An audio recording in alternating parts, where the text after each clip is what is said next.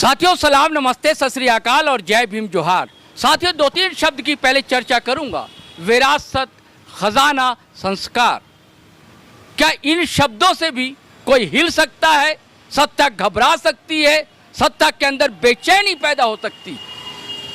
इन शब्दों को अगर परिभाषित आप करेंगे, व्याख्या करेंगे दोस्तों, और जो कहानी मैं बताने जा रहा हूं, मैं खड़ा हूं दोस्तों महात्मा गांधी मार्ग यानी कि एमजी रोड जिसे कहते हैं और आम लोग जो है मेन रोड कहते हैं, और यही अंजुमन प्लाजा। आज इस प्लाजा में छोटी सी दुकान है। आप कहते हैं ना छोटी सी दुकान, लेकिन छोटी सी दुकान में दोस्तों ऐसे खजाने हैं, दस्तावेज हैं, ऐसे रोल हैं जिससे जो है सत्ता हिल जाती है, सत्ता घबरा जाती है। तो मैं ऐसे ही लड़के से आपकी मुलाकात आज कराऊंगा जो दिखने में आपको भले छोटा लगे, लेकिन कहते हैं ना एक मुहावरा की घाव करे गंभीर, वो वाला मामला है। इनका नाम है अकरम राशिद और ये खुद अपने बारे में बताएंगे। और विरासत की जो मैं बात कर रहा था दोस्तों, यहीं पर कभी एक दौर में उर्दू के पत्रकार, आदि पत्रकारों में माने जाने वाले सैमुल्ला शफक साहब की दुकान थी और जिसका नाम था सबरंग, और उन्हीं के ये साहबजादे हैं अकरम राशिद। तो वो जो विरासत है, वो जो संस्कार है, वो जो दीक्षा मिली है इनको और जो शिक्षा मिली है इनके पास, जो परवरिश है, जो तरबियत है, वो किस तरह खिलखिलाती है और किस तरह सत्ता घबराती है, ये बातें हम इनसे करेंगे। चलिए हम सीधे रूबरू होते हैं अकरम राशिद से। अकरम भाई पहले आप बताएं, आपसे सत्ता जो है घबरा क्यों जाती है? अब क्या क्या खजाने ये फैलाए हुए हैं जो रखते हैं, जिससे स्कूल वाले भी आजकल बहुत घबराए हुए हैं, क्या वजह है? देखिए, मैं सूचना का अधिकार पर काम करता हूँ और जो भी लोग मेरे से लिए सरकारी विभाग से संबंधित कोई भी काम लेकर आते हैं, उनका काम नहीं हो पाता सरकारी विभाग में, तो मैं उनके लिए मैं आरटीआई लगाने का काम करता हूँ, सूचना उपलब्ध कराने का काम करता हूँ और उसको अंजाम तक पहुँचाने का काम करता हूँ। क्यों करते हैं ऐसा?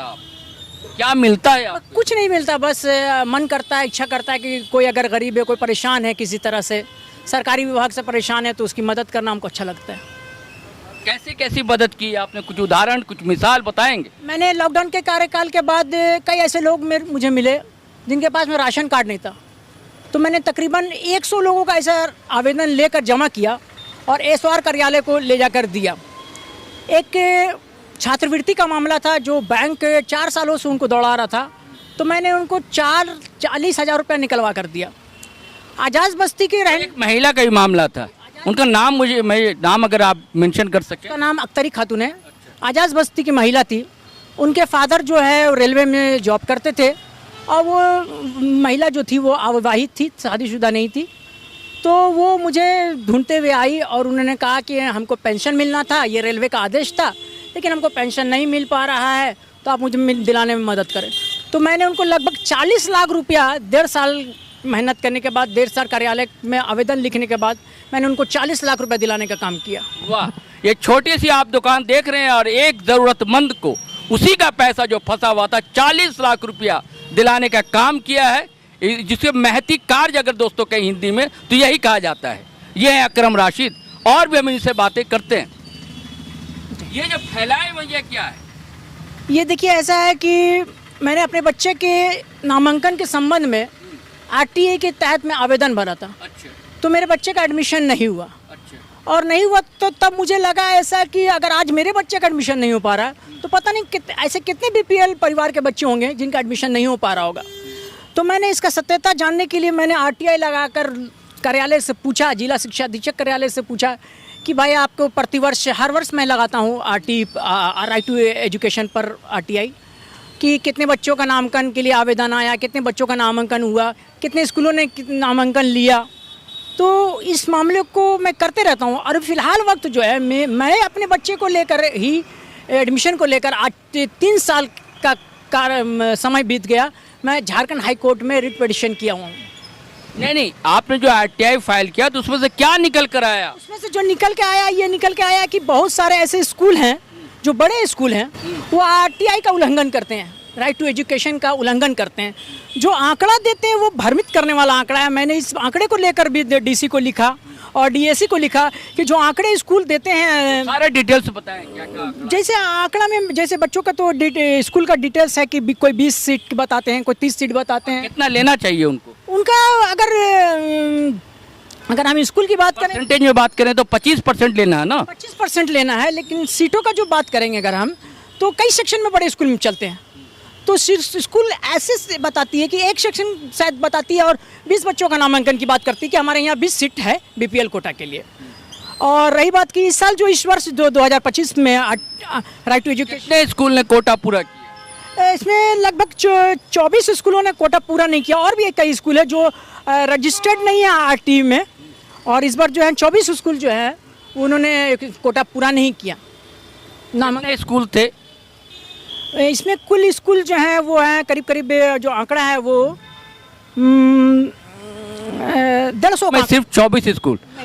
साथियों, आपको मैं बता दूं कि सरकार जो है ऐसे स्कूलों को सस्ते दरों पर ज़मीन उपलब्ध कराती है, बिजली उपलब्ध कराती है और भी कई सुविधा उपलब्ध कराती है। शर्त ये होती है कि जो आर्थिक रूप से कमज़ोर परिवार के बच्चे हैं उनका दाखिला होगा, उनकी पढ़ाई होगी। लेकिन कई स्कूल हैं इस कानून का, इस नियम का खुलेआम उल्लंघन कर रहे हैं, बखिया उधेड़ रहे हैं, धज्जियाँ उड़ा रहे हैं। इसी के बारे में ये जानकारी देने बताइए, इन्होंने बताया कितना 250 स्कूल, 150 स्कूल है लगभग, 150 स्कूल हैं करीब, और 24 या 25 स्कूल ही हैं जिन्होंने अपने यहाँ 25% बच्चों के आसपास एडमिशन लिया है। मुझे याद आता दोस्तों, आज से मुझे लगता है कि 7 साल या 8 साल पुरानी बात है, जब मैं दैनिक भास्कर में था तब भी एक रपट इनकी छापी थी, और तब भी यही स्थिति थी, तब भी यही तस्वीर भयावह थी। आज भी तस्वीर जो है उजली नहीं हो सकी है, आज भी उससे ज़्यादा स्याह और काली होती जा रही है। ऐसी क्या वजह है, क्या कारण है अकरम भाई?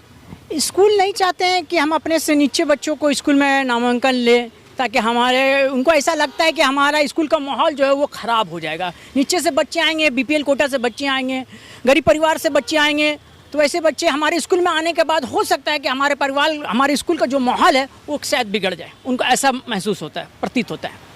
जी, आपको कभी डर खौफ नहीं लगा ये सब करते हैं? कोई डराया, धमकाया, चमकाया? हाँ, कई बार लोगों ने कहा, एसओआर कार्यालय से भी आया खबर, कई बार और भी तेल जो पहले मैंने लगाया था एसओआर कार्यालय में, तेल केरोसिन तेल को लेकर, तो कई लोग ऐसे आए। बताइए क्या मामला था? मामला कुछ नहीं था, मामला ये था कि पहले क्या था कि कुछ हॉकर ऐसे थे जिनको तेल दिया जाता था सरकार की तरफ से बेचने के लिए, तो हॉकर क्या करते थे, उसको काला बाजारी के तौर पर पूरा का पूरा ड्रम बेच दिया करते थे अधिक भाव में, और बट नहीं पाता था। तो मैंने इसी संबंध में मैंने आरटीआई लगाकर पूछा कि आपको कितने लोग हैं, कितने ऐसे लोग हैं हॉकर हैं जो इनको तेल मिलता है सरकार की तरफ से, और कितने हॉकर हैं जो मोहल्ले टोले में जाकर तेल को बांटते हैं। तो ऐसे सूरत में जो है 1-2 ऐसे थे जिनको जो बांटते नहीं थे, भाव में अधिक भाव में बेच दिया करते थे। तो वो आकर मुझे कहे, यार तुमको ये सब चीज़ क्या लगाने की ज़रूरत है, तुम अपने आप को क्या बनना चाहते हो, तुम ऐसा मत करो, वैसा मत करो, तुमको नुकसान हो जाएगा, दिक्कत हो जाएगा तुमको। बहुत सारी बातें ऐसी है। गैस विभाग के संबंध में भी मैंने आरटीआई लगाया था, एसओआर कार्यालय से भी फ़ोन आया था। एसओआर साहब ने कहा कि मार्केटिंग ऑफिसर ने कहा कि भाई आपने जो गैस विभाग के संबंध में जो आरटीआई लगाया है वो आरटीआई आप वापस ले लीजिए। तो मैंने कहा कि सर मैं वापस नहीं लूँगा, क्योंकि मुझे गैस को लेकर घर में जो डिलीवरी होती है वो लेकर काफ़ी समस्या, काफ़ी दिक्कत आती है। तो सर आपको कोई दिक्कत नहीं आएगा, आप बोलिए क्या करना है, हम वैसा करवा देते हैं। तो ऐसा भी लोगों ने मुझे। आप सोशल एक्टिविज़म में भी आप दिखते हैं जगह जगह, तो आप कैसे समय निकाल लेते हैं? आपका परिवार है, छोटा सा परिवार है, बच्चे हैं आपके, छोटी सी दुकान है, इसमें तो इतना आर्थिक आय हो नहीं पाता होगा, फिर आप कैसे समय उस तरफ दे पाते हैं? बिल्कुल सही बात है, आपका कहना सही है, लेकिन क्या करें, मन करता है थोड़ा सोशल करने का। अच्छा। और मन मानता नहीं, कीड़ा है जी, मन में कीड़ा है, तो उसी कीड़ा के तहत में समाज की सेवा करने का मन करता है। अपने वालिद यानी कि अपने फादर को कैसे याद करते, जिनकी कभी यहाँ आसपास दुकान हुआ करती थी सब रंग, उस विरासत को कैसा संभालने की कोशिश करते हैं? देखिए, मेरे वालिद साहब जो थे वो मैगजीन रखा करते थे? जी जी, मैं भी मैगजीन रखता था, और आज भी पेपर रखता हूँ, उर्दू के कई पेपर मेरे यहाँ आपको मिल जाएगी। मेरे वालिद साहब जो थे वो काफ़ी सीधे साधे व्यक्ति थे और शायरी भी किया करते थे। नहीं, आप भी जलेबी जैसा नहीं है, आप भी सीधे हैं। जी बिल्कुल सही बात है कि हम भी है, लेकिन ये कहने का मतलब है कि अगर आज आप मेरी दुकान के बारे में पूछे तो मुझे लगता है कि शायद ये जो अंजुमन बना है, ये अंजुमन मार्केट बना है, इस मार्केट के बनने के बाद मेरे फादर को यहाँ पर ही एक दुकान मिलना चाहिए था, जो नहीं मिला। लेकिन बड़ी जद्दोजहद, बड़ी मुशक्क़त के बाद मेरे फादर बताते हैं कि मुझे बाहर बैठने का मौका मिला, मुझे बाहर जगह मिला, वो भी जगह नहीं मिल पा रहा था, लेकिन बाहर जगह किसी कारण से कई दोस्तों ने मिलकर मुझे बैठने यहाँ पर ही बसाने का काम किया बाद में। एक आखिरी सवाल अकरम भाई, वो ये है कि ये जो आपने निकाला आरटीआई, कुछ फर्क पड़ा क्या? डीसी ने कोई एक्शन लिया क्या? नहीं, एक्शन तो नहीं हुआ है। मैंने एक्शन को लेकर भी मैंने एक आरटीआई लगाया, लेकिन कुछ मुझे मिल नहीं पाया। हाँ, बल्कि एक चौंकाने वाली खबर यह है कि देखिएगा कि ये आरटीआई आवेदन जो है, ये आरटीआई आवेदन में मैंने 7 जनवरी 2025 को श्रीमान उपायुक्त के संबंध में कहा कि मैंने श्रीमान उपायुक्त को एक लेटर लिखते हुए रांची जिला शिक्षा अधीक्षक कार्यालय को मैंने इसकी प्रतिलिपि दिया। तो वहाँ से जवाब ये आता है कि 7 जनवरी 2025 को जो आवेदन की छाया प्रति कार्यालय में उपलब्ध कराई जाए ताकि मैं सूचना उपलब्ध करा सकूं। यानी कि ये कह रहे हैं कि वो आवेदन, वो लेटर आपका शिक्षा अधीक्षक कार्यालय रांची में उपलब्ध ही नहीं है। आप मुझे एक कॉपी उपलब्ध करा दें ताकि मैं आपको उस पर सूचना उपलब्ध करा सकूं। यानी कि इसका मतलब ये होता है कि सरकारी विभाग में हम जैसे क्या और भी हम जैसे से नीचे भी लोग जो आवेदन देते हैं वो हमको लगता है कि कचड़े के ढेर में डाल दिया जाता है, कचड़े के डिब्बे में डाल दिया जाता है। साथियों, दुष्यंत का एक शेर है ना कि कौन कहता है कि आसमान में सुराख नहीं हो सकता? कौन कहता है कि आसमान में सुराख नहीं हो सकता? एक पत्थर तो तबीयत से उछालो यारो। तो अकरम राशिद जैसे लोग हिम्मत रखते हैं, साहस बटोरते हैं और तबीयत से एक पत्थर जो है आसमान की तरफ उठा देते हैं या फेंक देते हैं, कहिए उछाल देते हैं, और जिससे सत्ता एडमिनिस्ट्रेशन घबराता है। और आजकल यहाँ के बड़े बड़े स्कूल जो 5 स्टार कैटेगरी की हैं उनका प्रेशर बढ़ा हुआ है। चलिए साथियों, अब आज्ञा दीजिए, इजाज़त दीजिए, लेकिन जाने से पहले फिर वही आग्रह गुजारिश करना चाहूँगा कि अगर आपने हमारा चैनल सब्सक्राइब नहीं किया है तो ज़रूर कर लें दोस्तों, और सब्सक्राइब कर लिया है तो नीचे ज्वाइन बटन है, टक से दबा दीजिए और वीडियो धड़ाधड़ फटाफट दनादन शेयर कीजिए, लाइक कीजिए, कमेंट कीजिए। आज्ञा दीजिए, इजाज़त दीजिए। जय हिंद, जय भारत।